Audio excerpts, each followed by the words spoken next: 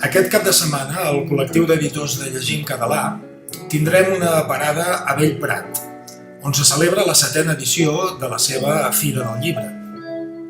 Bellprat és un poblet de l'Anoia amb menys de 30 persones a l'hivern i prop d'un centenar al bon temps. A més de viure-hi poca gent, hi has d'anar expressament perquè no està situat en cap dels eixos viaris importants de Catalunya. Per orientar-vos, diríem que és a prop de Santa Coloma de Queralt. Però resulta que d'aquest poblet minúscul va sorgir la primera alcaldessa que va haver-hi a Catalunya, als Països Catalans i a Espanya, Natividad Yarza, una senyora, una mestra de Valladolid, instal·lada a Catalunya, que va ser elegida democràticament l'any 1934 alcaldessa de Bellprat. Bellprat, una vila actualment consagrada al llibre i amb la primera alcaldessa republicana de Catalunya. Vosaltres creieu en les casualitats?